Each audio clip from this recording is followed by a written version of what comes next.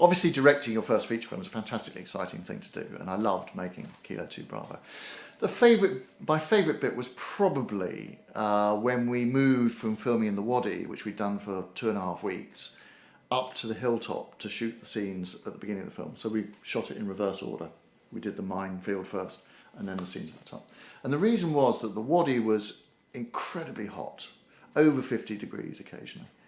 It was very intense, obviously, the performances that we're dealing with, etc., etc. So it was extremely claustrophobic.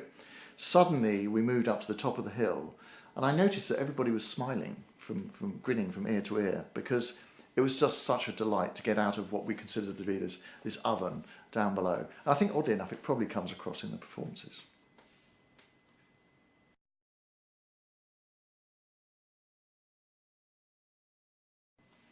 When we set out to cast the movie, we deliberately didn't really want known stars. To be honest, we probably couldn't have afforded them anyway, but actually it's an ensemble piece. And as an ensemble piece, you want everyone to effectively be equal in the audience's eyes. So if you suddenly parachute in someone that's a known star, they come with baggage that would upset that careful balance. So we were very keen to project these guys as they really were, which was a troupe of effectively mates who had to get through this remarkable experience. So we didn't really want to cast known people.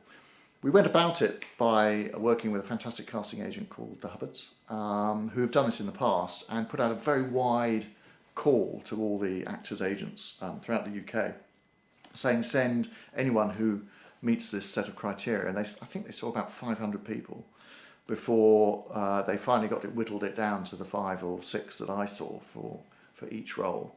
And I have to say, all the performances from all the auditions were just astonishing.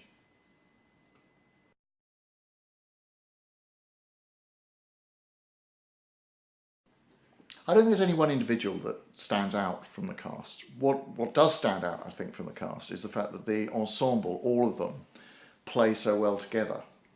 And part of the credit for that, I suppose, goes to the fact that we put them through a boot camp with some real military guys before we took them out there. And through that process, they sort of bonded as a group. Plus, to be honest, the circumstances of our filming, which was pretty intense, day in, day out in the heat, they behaved effectively like an army troop. They relied on one another, they supported one another. And I think that comes across on screen. The joy of the script is that almost everybody gets their moment in the sun, gets their big speech. And I think so consequently everyone got the chance to sit up and present the best that they can as actors. But there was no competitiveness, there was no starriness. It was a fantastic ensemble effort.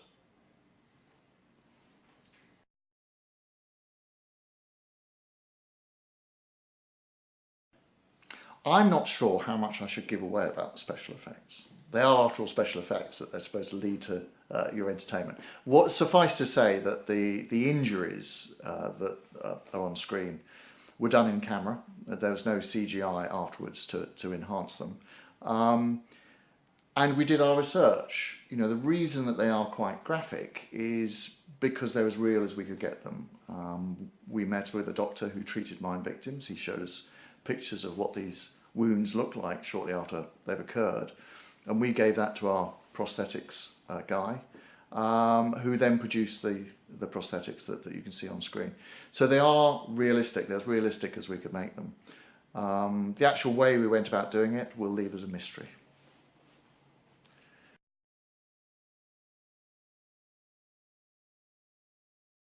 So what I'd like to know is who counted the number of F words? If you say there are 349, I can well believe that there are 349. I mean, that's the way that army guys speak to one another. It's not using the F word as a swear word, to be honest. It's using it almost as part of the vernacular. It's part of the rhythm of the language. And I hope that that's how it comes across in the film as well. It's a very natural way of speaking.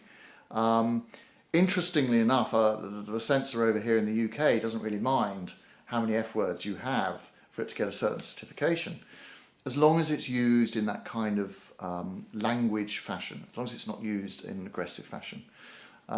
So yeah, I suppose it was sort of deliberate. I mean, what we did do is we did cut back on some other swear words in order to get a certain certificate, but it's realistic. What can I say?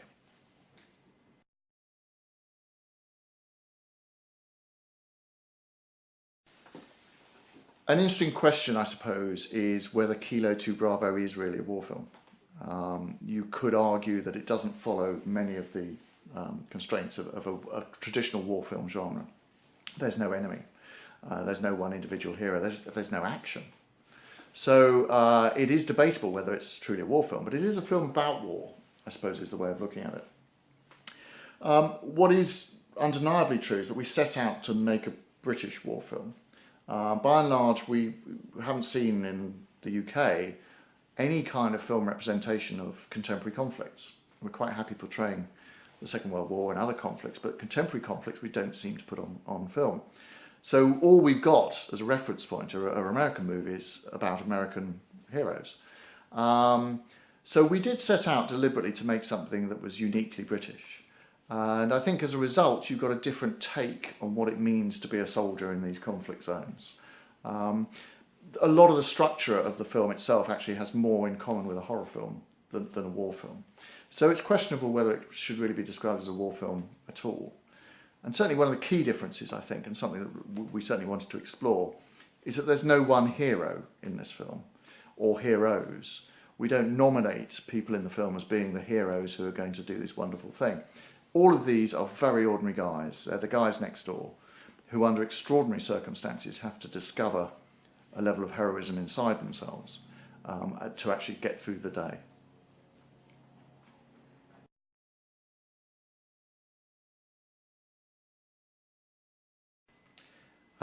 We didn't set out to make an anti-war film with Kilo 2 Bravo. Equally, we didn't set out to make a pro-war film. We set out to make a movie that would explore the experiences of these very young lads under extreme circumstances. It's a true story.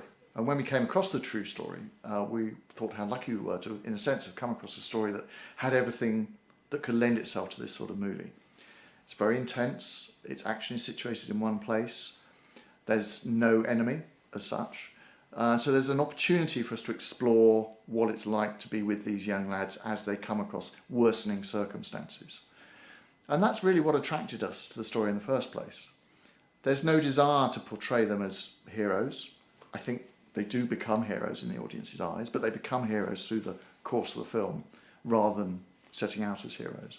So all the normal constraints of a war film, I think, probably aren't there. And I think that's quite beneficial when you don't want to make a statement about war, per se. You want to make a statement about the soldiers' lives and to try and give the audience the experience of being on the front line. Because after all, you know, we're responsible for sending these young lads into these conflict zones.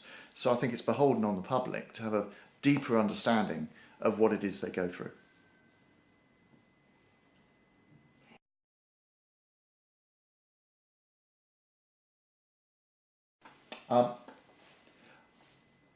We've also been extremely pleased with the way that the film's been received, and the fact it's now being distributed around the world, and it's fantastic news that it's finally reaching Hong Kong.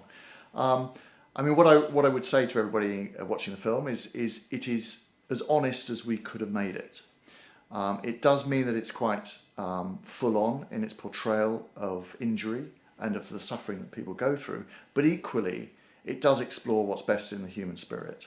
So please do watch it, please enjoy it, and do let us know what you think about it. Post on Twitter, Facebook, etc., etc. We love reading those audience reviews.